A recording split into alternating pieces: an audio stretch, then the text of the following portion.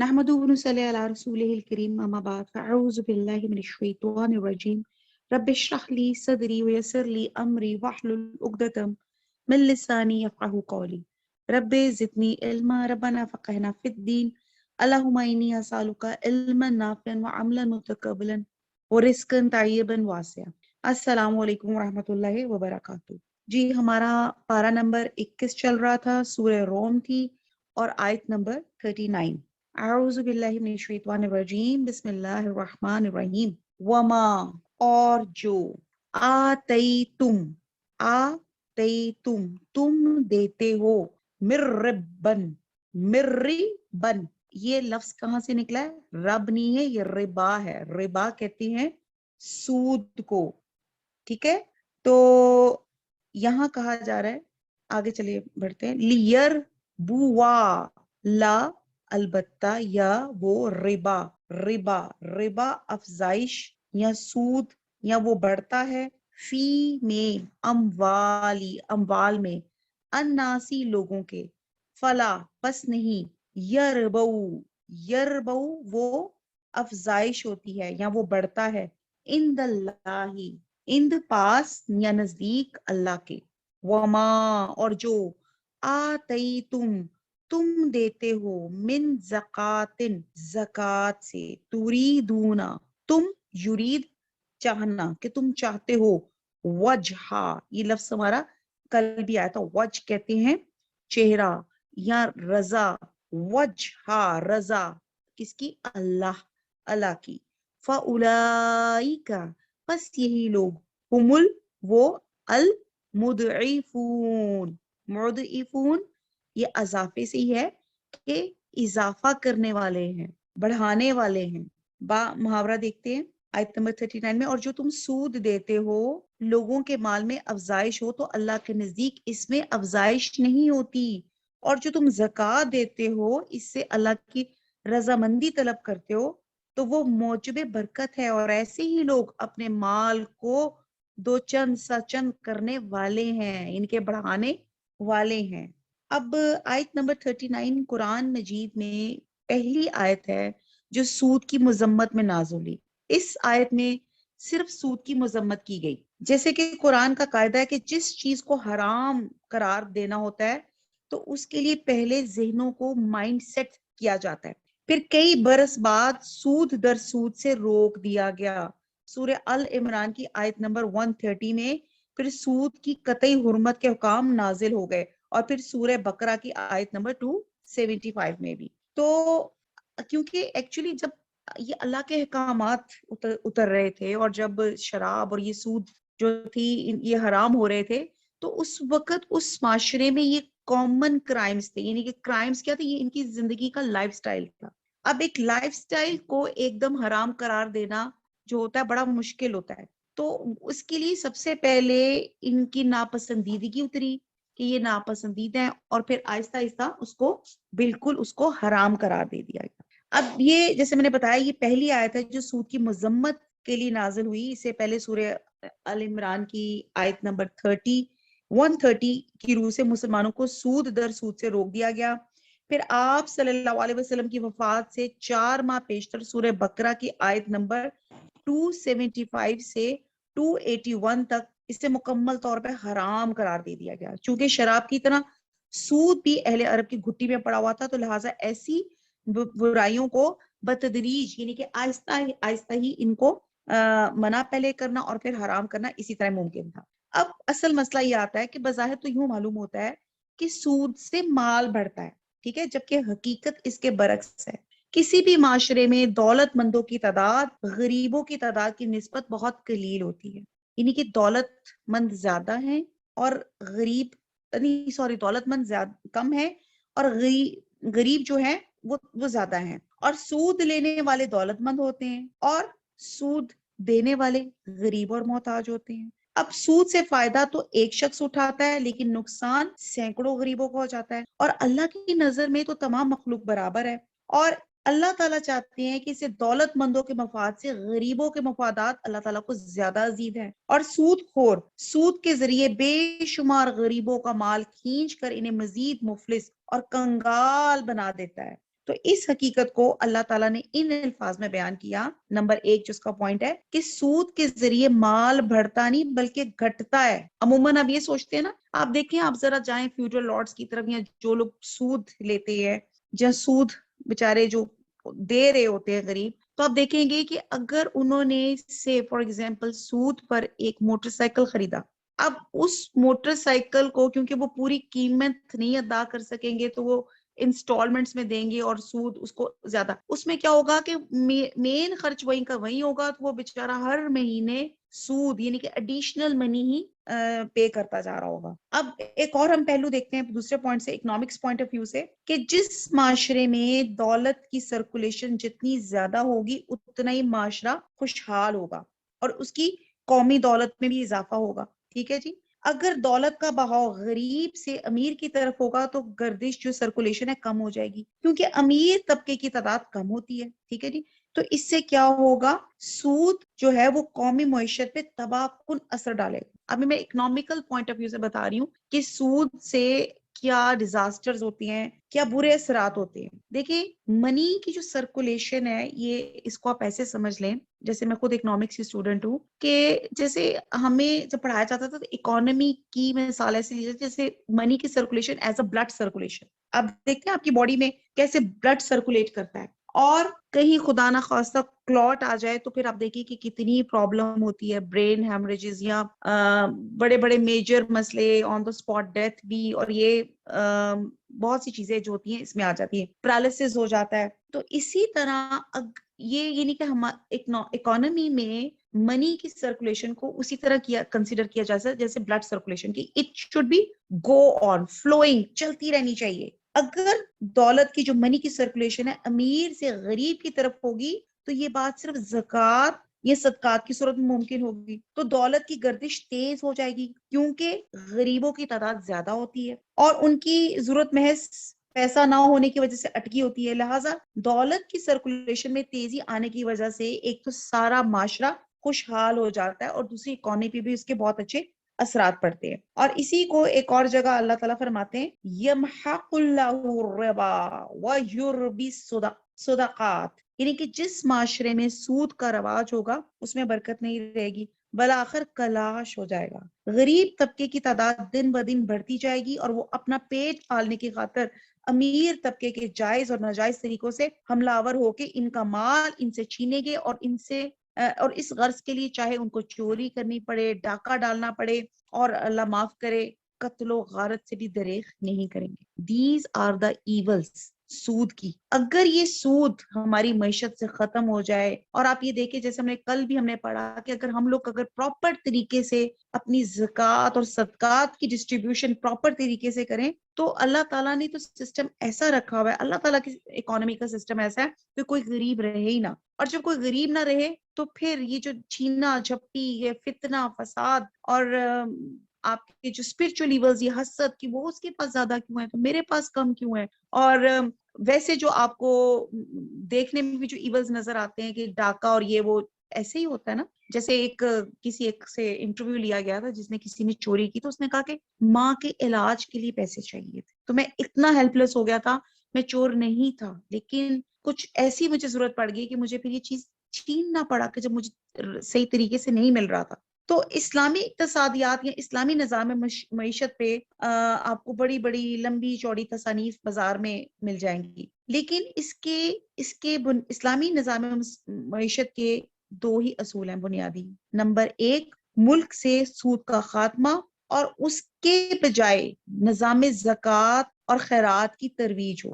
سود ہی وہ لعنت ہے جو نظام سرمایہ داری کی جان ہے, اور اس کے خاتمے سے نظام سرمایہ داری کی جان خود بخود نکل جائے گی, اور پھر رئیس کی کسر اسلام کا قانون میراث نکال دیتا ہے. تو سود کے خاتمے کے بعد جب نظام میں صدقات اور زکوٰۃ اس کی جگہ لے لیتی ہیں تو یہ جو کلاس ڈفرینسیشن ہوتی ہے وہ ختم ہو جاتی ہے اور معاشرہ خوشحال ہو جاتا ہے.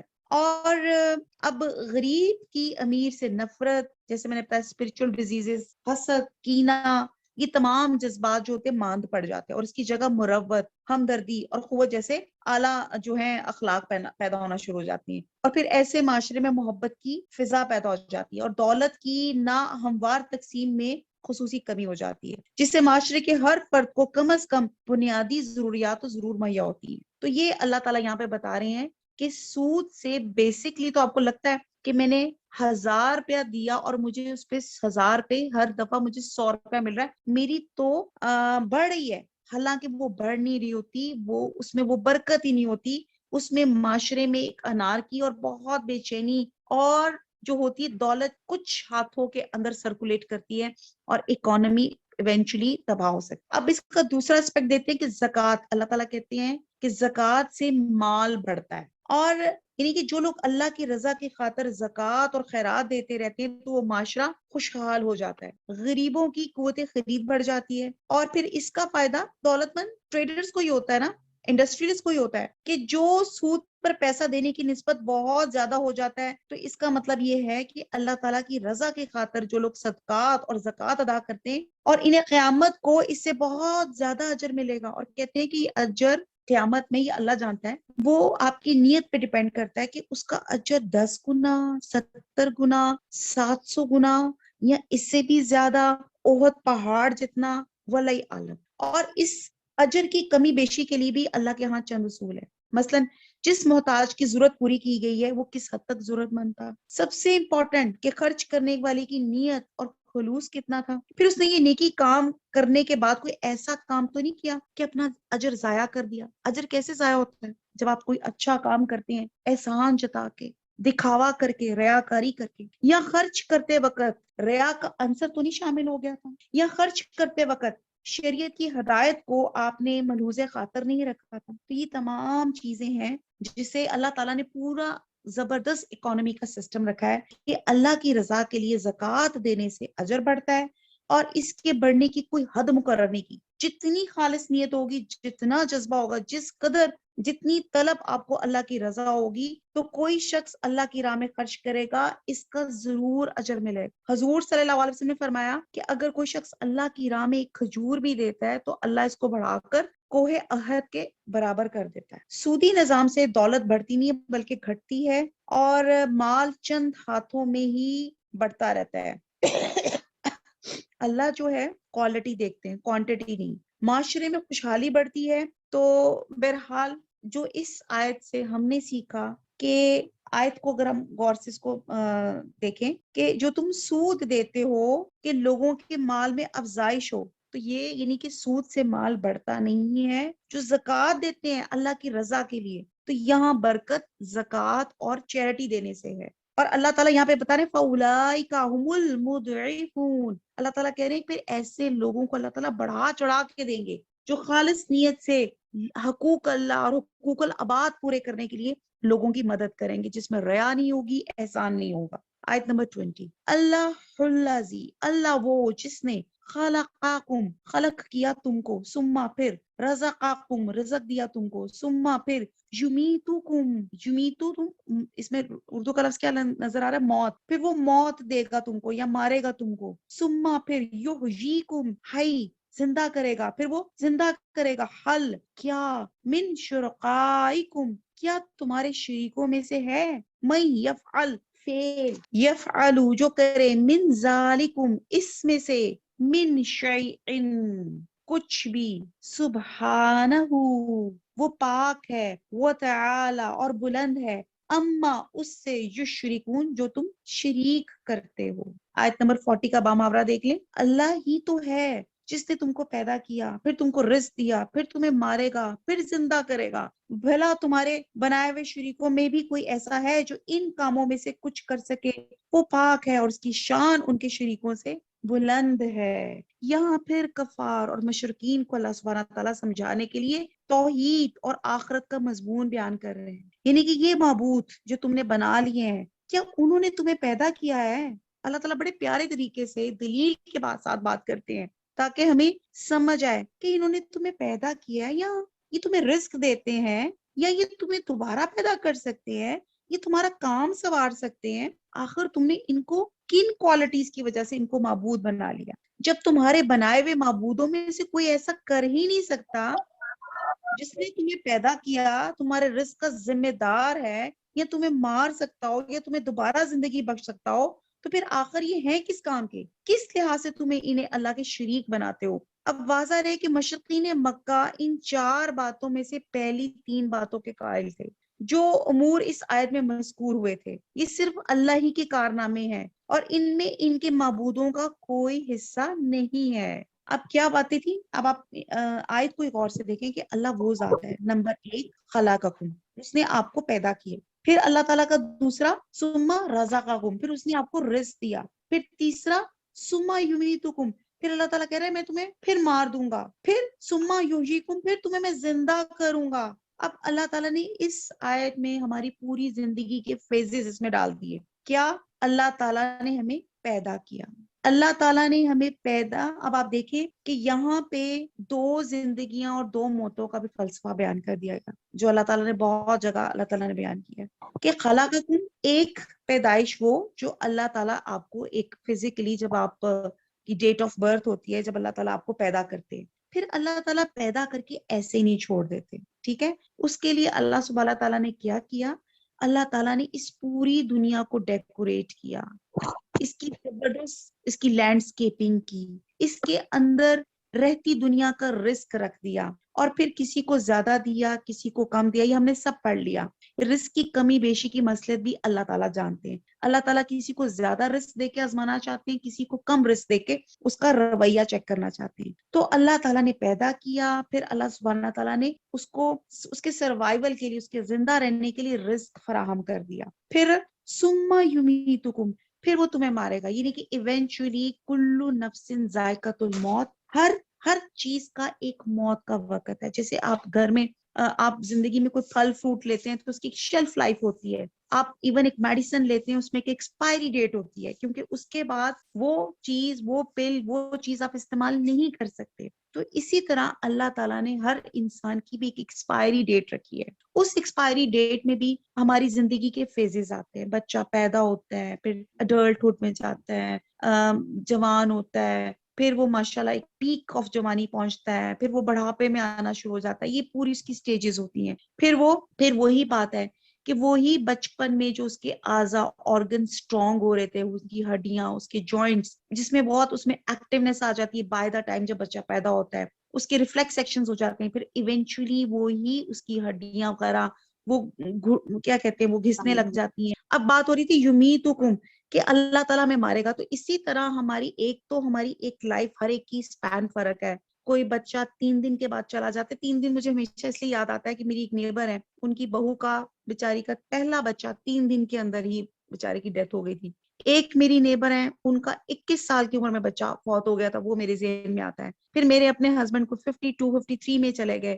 تو ہر ایک ایج لمٹ ہے، وہ ایک علیحدہ چیز ہے. وہ تو جب موت آنی ہے، لیکن انسان کے اپنے جو باڈی آرگنز ہوتے ہیں ان کی بھی ایک شیلف لائف ہوتی ہے. شروع میں آپ دیکھیں آپ کی نظر کتنی تیز ہوتی ہے، ایونچولی آہستہ آہستہ آپ کی دور کی نظر، پھر آہستہ آہستہ آپ کی قریب کی نظر جو ہوتی ہے اس میں اندر خلل پڑنا شروع ہو جاتا ہے، کمزور ہو جاتی ہے. اسی طرح آپ کی ہیئرنگ جو ہوتی ہے شروع میں بہت اچھی ہوتی ہے، بائی دا ایج آپ جیسے ایڈوانس کرتے ہیں تو آپ کی ہیئرنگ پار بھی تھوڑی سی کم ہونا شروع ہو جاتی ہے. جس طرح بھاگ دوڑ کے آپ ایک دفعہ آپ سیڑھیاں چھلانگے مارتے اوپر نیچے چلے آتے تھے، بائی دا ٹائم آپ کے گھٹنے، آپ کے جوائنٹس جو ہے بجنا شروع ہو جاتے ہیں. تو آپ اس فلوئنٹلی سے اس طرح بھاگ دوڑ کے اب آپ واک کرنا، سٹیئرز کرنا، کلائم کرنا آپ کے لیے مشکل ہو جاتا ہے. بیکاز ہماری باڈی کی بھی آہستہ آہستہ وہ اس کی بھی ایک لائف ہے کہ وہ آہستہ آہستہ وہ بھی اس کے بھی جو آرگنز ہیں وہ ویک ہونا شروع ہو جاتے ہیں. تو یہ ایک تو میں ایک جرنلی آپ کو دنیا میں ایک مسئلہ بتا رہی ہوں. پھر اس کے بعد ثم یمیتکم، پھر وہ جو اللہ تعالیٰ نے موت کا وقت مقرر کیا اللہ تعالیٰ مار دیں گے. ٹھیک ہے جی. اب ایک موت کا یہاں پہ ذکر ہے. ایک موت وہ ہے جو ہم پیدا ہونے سے پہلے عالم ارواح میں تھے، یعنی کہ بیفور برتھ، اب بھی جیسے قیامت تک جتنی روحیں پیدا نہیں ہوئی اس وقت وہ ایک فیز آف موت میں عالم ارواح میں پڑی ہوئی ہے. اور جب اللہ تعالیٰ کا حکم ہوگا تب وہ جو ہیں وہ روحیں پیدا ہو جائیں گی، یعنی کہ وہ بچے پیدا ہو جائیں گے. تو یہاں پہ ہوگی 2 موتوں کا 2 زندگیوں کا ذکر، نہیں سوری 2 موتوں کا ذکر.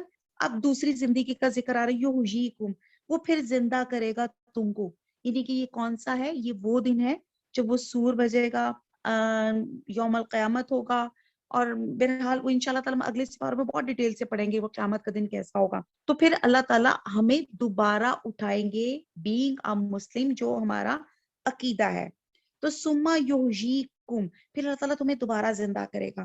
حل من شرکائکم، پھر اللہ تعالیٰ پوچھیں گے کہ بھئی اب وہ اٹھائے گا کیوں کہ ہماری اکاؤنٹیبلٹی ہوگی کہ ہم نے اپنی زندگی کیسے گزاری. جیسے آپ کلاس 4 سے 5 میں پروموٹ نہیں ہو سکتے جب تک آپ ایک دنیا کا ٹیسٹ پاس نہیں کر لیتے. ایسے ہی ہے نا، جتنی مرضی مسوں کو ریکویسٹ کرتے رہے، مس ایسی بھیج دیں اس کو، نہیں، وہ کہیں گے نہیں کوالیفائی کرے. اور اگر کوالیفائی نہیں کرتا تو آپ اکثر دیکھیں ٹیچرز آپ کے پیرنٹ ٹیچر میٹنگ میں کہتی ہیں کہ آپ نا بچہ تھوڑا سا ویک ہے، اگر یہ ریپیٹ کر لے گا تو زیادہ اچھا ہو جائے گا. لیکن ہم کہیں گے نہیں جی نہیں، پلیز آپ ہمارا. تو اسی طرح جب ہم دنیا کا امتحان نہیں پاس کر سکتے تو یہ دنیا بھی امتحان ہے. اللہ تعالیٰ بتانا یہ چاہ رہے ہیں یحییکم، زندہ اس لیے کرے گا کہ جو ہم نے زندگی گزاری ہے وہ ہم نے اللہ تعالیٰ کو ہم نے ایکسپلین کرنی ہے. ہاؤ وی ہیو اسپینٹ، میں نے یہ زندگی کیسے گزاری، خاص طور پہ جوانی کیسے گزاری، کہاں سے پیسہ حاصل کیا، کہاں خرچ کیا، جو میں نے نالج حاصل کیا اس کو میں نے اس کو اپنی زندگی میں اپنے اوپر اپلائی کیا. یہ وہ سوال ہے. پھر اللہ تعالیٰ فرمائیں گے بھلا تمہارے بنائے ہوئے شریکوں میں سے کوئی ایسا نہیں ہے جو ان کاموں میں سے کچھ کر سکے. یعنی کہ اللہ تعالیٰ کہہ رہے ہیں کہ اتنی زبردست یہ جو اللہ تعالیٰ نے ہمیں سٹیجز، یہ تمام چیزیں، 2 دفعہ زندگیاں، 2 دفعہ موت اور رزق، اور یہ تمام چیزیں جو بلیسنگز اللہ تعالیٰ نے دی ہیں، اللہ تعالیٰ بڑے پیار سے انداز سے پوچھ رہے ہیں اچھا ان میں سے جو میرے ساتھ جس کو تم نعوذ باللہ شریک ٹھہراتے ہو، کین ہی اور شی یا it is able to create it، کوئی اس کے اندر اتنا ہنر ہے کہ وہ یہ کریٹ کر سکتی ہے انسان کو، زندگی کو، موت کو، رزق کو. پھر آگے کہہ رہے ہیں سبحانہ، وہ پاک ہے، وہ تعالی اور بلند ہے، اما یشرکون، اس چیز سے جو تم شریک ٹھہراتے ہو. اللہ تعالیٰ ان شریکوں سے بہت بلند اور بالا ہے. اللہ بہت ہائٹڈ، اللہ بہت اعلیٰ ہے. ہم اس مقام تک پہنچ ہی نہیں سکتے. اللہ تعالیٰ تو ہمیں فیسیلیٹیٹ کرنے والا ہے ہر چیز. تو پھر کہاں ہم الٹے جا رہے ہیں جب اللہ تعالیٰ کے ساتھ اس کی ذات اور صفات میں کسی کو تو یہ شریک بنا لیتے ہیں. تو یہ ٹوٹل کنڈیم کیا جا رہا ہے شرک کو. آیت نمبر 41، ظہرا اردو میں ظاہر ہو گئی، الفساد فساد، فی البر بر خشکی میں، والبحری اور بحر سمندر میں، بما اس کے سبب جو کسبت، کسب کہتے ہیں ہاتھ کی کمائی میں جس میں آپ کا اپنی انوالومنٹ ہو، اس کو کسب کہتے ہیں. کسبت جو کمایا، ایدی آگے دیکھیں نا، ید ہاتھوں نے، الناسی لوگوں کے، لیذیقہم لا البتہ یہ وہ، اور آگے ذوق البتہ ذائقہ، کہ تاکہ ذائقہ چکھیں ان کو، بعد بات کا، الذی وہ جو، عاملو عمل کیے انہوں نے، لعلہم تاکہ وہ، یرجعون رجوع کرے، واپس لوٹیں. آیت نمبر 41 کا با محاورہ دیکھ لیتے ہیں. خشکی اور تری میں لوگوں کے اعمال کے سبب فساد پھیل گیا ہے تاکہ اللہ ان کو ان کے بعد اعمال کا مزہ چکھائے. عجب نہیں کہ وہ باز آ جائیں، یعنی کہ پلٹ آئے. آیت 41 میں اس جنگ کی طرف اشارہ ہے جو اس وقت روم اور ایران کے درمیان ہو رہی تھی. آپ میں سے جو کوئی پینسل کاپی لے کے بیٹھا ہے تو بے شک اس آیت پہ چھوٹا سا لکھ لے کہ یہ وہ یہاں پہ اس جنگ کی طرف اشارہ ہے جو روم اور ایران کے درمیان ہو رہی تھی. فساد پھیل گیا، لوگوں کے اپنے ہاتھ کی کمائی سے مراد اپنے ہاتھ کی کمائی جو کسبت لکھا ہوا نا، وہ فسق اور فجور اور ظلم ہے جو کفر اور شرک اور دوہریت کا عقیدہ اختیار کرنے اور آخرت کا انکار کرنے سے انسان کے اخلاق اور کردار میں رونما ہوتا ہے. تاکہ اب یہاں پہ نا تاکہ وہ باز آ جائیں، اس کا مطلب یہ ہے کہ آخرت کی سزا سے پہلے دنیا میں ان کے بعد اعمال کا برا نتیجہ اس لیے دکھاتا ہے تاکہ وہ کفر اور شرک چھوڑ دے اور آخرت ایمان لا کے اپنے طرز عمل کی اصلاح کر لیں. یعنی کہ بعد حصہ دنیا میں اور باقی آخرت میں. اب یہاں پہ دنیا میں ہمیں جو مصیبتیں یا آزمائش آتی ہیں تو اللہ تعالیٰ ایک سارٹ آف ہمیں وارن کر رہے ہوتے ہیں کہ دیکھ لو، اپنے آپ کو سنبھلو. جب بھی آپ کے پاس کوئی آزمائش آئے، کوئی چیز آئے، صحت میں، زندگی میں، رزق میں، مال میں، اولاد میں، تو آپ سب سے پہلے دیکھا کریں میں نے حقوق اللہ، حقوق العباد میں کوئی کمی کوتاہی تو نہیں کی، کوئی میں نے ڈنڈی تو نہیں ماری، کوئی ایسی تو نہیں اللہ تعالیٰ ہمیں ان چیزوں سے ایک دم سمجھاتے کہ اپنے آپ کو جلدی سے ٹھیک کر لو, ٹھوکر لگ رہی ہے فٹافٹ ٹھیک ہو جائے. ایون میں تو یہ کہتی ہوں صبح اٹھ کے ساتھ ایک دم بیڈ میں آپ کو ٹھوکر نہیں لگتی ہے, سم ٹائم ہمارے گھٹنوں پہ کہیں نیل پڑے ہوتے ہیں, یار وہ پتہ ہی نہیں چلا اپنی گھر کا بیڈ کا کونا لگ گیا, تو فوراً چونکا کریں. یہ اللہ تعالیٰ وارن کر رہے ہوتے ہیں کہ کوئی آپ نے غلط کام تو نہیں کیا, ابھی آپ ریکٹیفائی کر لیں, آپ اپنا اس کو درست کر لیں.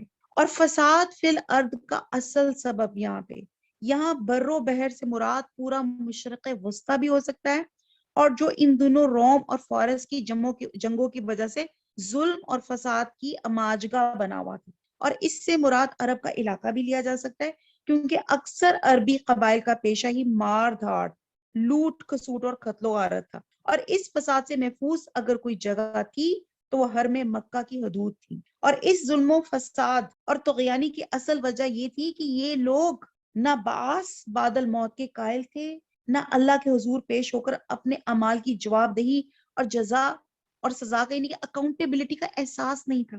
ہر شخص اپنی ذات اور دنیاوی مفادات کی خاطر دوسروں کے حقوق پہ ڈاکے ڈالنے کے لیے ہر وقت ایکٹیو رہتا تھا, جس کی وجہ سے سرزمین ظلم سے بھر گئی تھی.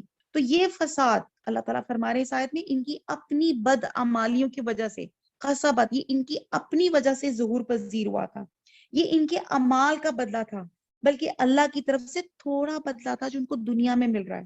اور اس تھوڑے سے بدلے سے عام لوگ سخت پریشان حال تھے. جیسے آج کل کرونا ہے, ڈینگی ہے, کینسر کے آپ پیشنٹس دیکھیں, آپ یہ دیکھیں کہ آج کل انفرٹیلٹی کے کتنے حالات ہیں. کبھی چلے میں بھی چلو پرانی کہہ لوں, لیکن اپنے زمانے میں بھی آج سے کوئی 20-22 سال بھی بہت کم ایک آدھ کیس ملتا تھا کہ جس کی اولاد نہیں ہوتی تھی. اب آپ دیکھتے ہیں درجنوں کیسز, بلکہ شاید اس سے بھی زیادہ کیسز آپ کو اپنی فیملیز میں نظر آ جائیں گے انفرٹیلٹی کے, اولاد اور نہیں ہو رہی. یہ بھی ایک آزمائش ہے نا. تو اور ہم اسی سے کتنے پریشان ہو جاتے ہیں اور لگتا ہے ہماری زندگی اجیرن ہو گئی. تو یہ تھوڑی سی سزا اللہ تعالیٰ نے اس لیے دی کہ وہ غور کریں کہ اس ظلم اور فساد کی اصل وجہ تلاش کریں اور اصل دین فطرت کی طرف لوٹ آئیں, آخرت کی جوابدہی سے ڈر جائیں اور اللہ کے فرما بردار بندے بن جائیں. پلیز اس میں آیت نمبر 40 میں کہتی ہیں کہ ہمارا, میں اکثر یہ بات کہتی ہوں کہ شاید ہم ایک اچھے مسلمان ہیں انشاءاللہ الحمدللہ, لیکن ہمارا عقیدہ آخرت ہمارا تھوڑا سا نا گڑبڑ ہے, یعنی کہ اعتقاد میں تھوڑا سا ہم لوگ شک و شبہ میں پڑے ہوئے ہیں. جہاں ہمارا آخرت کا عقیدہ جیسی اسٹرانگ ہوگا تو ساتھ ہمارا عمل نکھرتا آئے گا. کہ جب مجھے پتا ہوگا, فار ایگزامپل میرے ہسبینڈ نے مجھے 100 روپے دیے and you know he is very particular about it, تم نے کہاں خرچ کیا, تو میں وہ 100 روپے کا حساب لکھوں گی, کیونکہ مجھے ایٹ دا اینڈ میں نے بتانا ہے. 100 تو آج کل خیر مسالی ویسے فار ایگزامپل بتا رہی, تو میں پراپر لکھوں گی ہاں کہاں خرچ کیا. وہ نا میں نے 2 روپے کا یوں لے لیا, 4 روپے کا یہ لے لیا, 8 روپے کا دہی لے لیا, اور اتنے کا آٹا لے لیا, یا اتنے کا میں نے بچوں کو چاکلیٹ. بہرحال ایک آئس کریم پہ ہی 100 ختم ہو جاتا ہے نارمل آئس کریم پہ. تو بہرحال تو آپ کتنے پرٹیکولر ہوتے ہیں کہ میں نے یہ دیا. تو آپ سوچتے ہیں کہ جو پوری زندگی اگر ہمیں پتا ہو کہ Allah is closely watching us, Allah is making, اچھا ہمیں میں یہ بتاؤں, اگر آپ کے فار ایگزامپل جیسے میں نے اپنے گھر میں کچھ چوریاں ہوئی تو میں نے کچھ کیمریز لگا دیے. اب جب میں نے کیمریز لگا دیے تو اب میرے ملازموں کو پتا ہے کہ باجی جو ہے وہ موبائل پہ دیکھ بھی رہی ہے, بلکہ وہ جو سی سی فوٹیج ہے وہ ریکارڈ بھی ہو رہا ہے, اور باجی جہاں بیٹھی ہوتی ہیں اپنے موبائل کھول کر وہ کیمرے میں سے دیکھ لیتی ہیں. تو وہ ملازم بڑا پرٹیکولر ہو جائے گا. آپ دیکھیں گے وہ کام کرتے بھی وہ دیکھیں گے, اچھا باجی دیکھ رہی ہیں میں کام ٹھیک کروں. تو یہی حال یہ ہے کہ اللہ تعالیٰ نے بھی ہمارے سب کے اوپر کیمریز لگائے ہوئے ہیں, اور یہاں پہ تو ہمیں لگا ہوتا ہے نا 8 کیمرے 10 کیمریز, تو اللہ تعالیٰ نے ہمارے اوپر کیمرے لگائے ہیں وٹ ایور وی ڈو. اور کیا ہوگا یوم آخرت ہمارے اپنے آرگنز, ہماری اپنے باڈی پارٹس ہمارے خلاف گواہی دیں گے, ہمارے متعلق گواہی دیں گے کہ ہم نے کیا کیا. تو کہنے کی بات یہ ہے کہ ہمیں پرٹیکولر ہونا چاہیے کہ ہم جو زندگی میں جو بھی کچھ کر رہے ہیں وہ ریکارڈ ہو رہا ہے, اور ہم نے اللہ تعالیٰ کو اس کی جواب دہی بھی کرنی ہے. تو اسی لیے اللہ تعالیٰ فرما رہے ہیں کہ آیت نمبر 41 کو آپ دوبارہ دیکھیں کہ خشکی اور تری میں لوگوں کے اعمال کے سبب فساد پھیل رہا ہے, اور کیوں پھیل رہا ہے؟ ان کی اپنے ہاتھوں کی وجہ، یعنی کہ یہ اپنے اعمال کی وجہ سے ان پہ پھیل رہا ہے. تو یہاں پہ اللہ تعالیٰ کہہ رہے ہیں کہ شاید کہ وہ باز آ جائیں. ہاں، کہ بعد ان میں سے، یعنی کہ کچھ کسی کو اللہ تعالیٰ مہلت دے رہے ہیں اس دنیا میں کہ بندے پلٹ آؤ. دنیا میں مہلت ہے، جب موت آ جائے گی یہ مہلت ختم ہو جائے گی. اور بلکہ کہتے ہیں کہ مرتے وقت بھی جو ہے وہ توبہ، اس کے سلسلے میں بہت سے ڈرونی سی باتیں ہیں. علینا الا البلاغ سبحانک اللہم وبحمدک نشہد ان لا الہ الا انت نستغفرک ونتوب الیک. والسلام علیکم ورحمۃ اللہ وبرکاتہ.